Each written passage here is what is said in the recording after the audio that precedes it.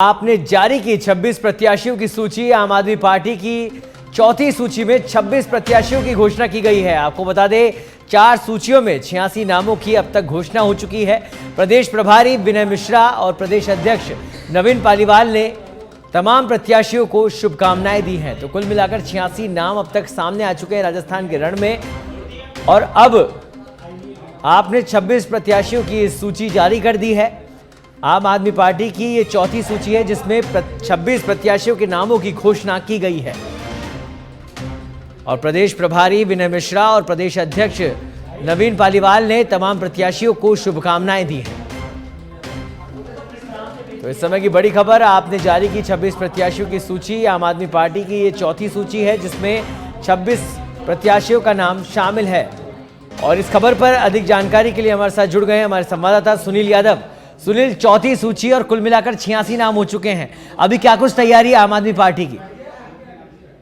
जी बिल्कुल सौरभ, देखिए कि लगातार आम आदमी पार्टी जो जिस तरह से जो चुनाव को लेकर सक्रियता दिखा रही है और लगातार अपनी सूचियां भी जारी कर रही है। एक एक्सरसाइज की जा रही है कि जो अन्य राज्यों में जो सरकार है आम आदमी पार्टी की, उसी तरह से राजस्थान में भी लोगों को लुभाया जाए और उसी तरह से जो कैंडिडेट्स का चयन किया जाए और जनता के बीच उतारा जाए। इसी को लेकर चयन के बाद लगातार जो सूचियां जारी हुई है और अभी तक 86 नामों की सूची जारी कर दी। हालांकि आम आदमी पार्टी ने पहले स्पष्ट कर दिया था कि राजस्थान चुनाव में किसी भी तरह का गठबंधन नहीं किया जाएगा और पार्टी अकेले चुनाव लड़ेगी। और इसी तर्ज पे प्रत्याशियों की सूची भी जारी की जा रही है।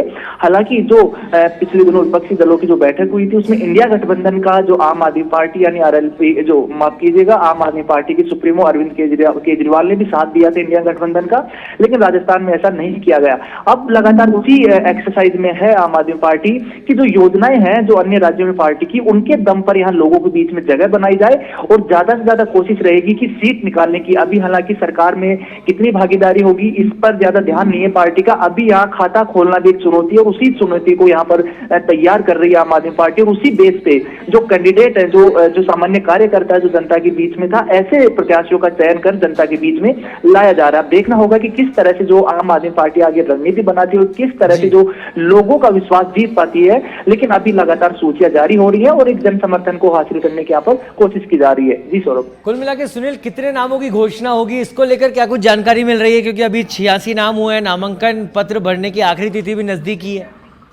जी सौरभ, ये बिल्कुल एक देखने वाली बात होगी कि जिस तरह से जो आम आदमी पार्टी पूरी 200 विधानसभाओं पर अपने प्रत्याशियों को चुनाव लड़वाने का दावा कर रही थी, लगातार ऐलान कर रही थी। और जो दिल्ली से विधायक और आम आदमी पार्टी के प्रदेश प्रभारी विनय मिश्रा वो भी लगातार यही कह रहे थे कि पूरी 200 विधानसभा सीटों पर कैंडिडेट उतारे जाएंगे। लेकिन अभी जिस तरह से छोटी छोटी जो सूचियां जारी हो रही है उससे लग रहा है कि पार्टी 200 विधानसभा पर चुनाव लड़ने के मूड में नहीं है।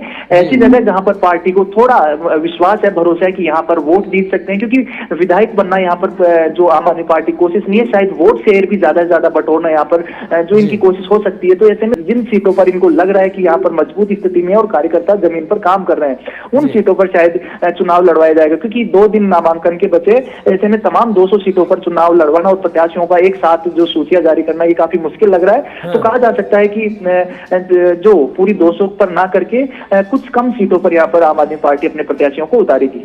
सुनील, एक खाता खोलना राजस्थान के अंदर आप पार्टी के लिए बड़ा चैलेंज है, उसको लेकर क्या कुछ रणनीति इस समय? प्रत्याशियों के नामों की सूची तो जारी की जा रही है, लेकिन खाता किस तरह से खुलेगा, इन लोगों को सिलेक्ट किस तरह से किया गया है, उसको लेकर क्या कुछ रणनीति अपनाई है आप पार्टी ने? हाँ जी बिल्कुल सही सौरभ, क्योंकि जिस तरह से जो 2018 का चुनाव था उसमें आम आदमी पार्टी का खाता खोलना दूर बात ही, हर प्रत्याशी की जमानत जब्त हुई थी।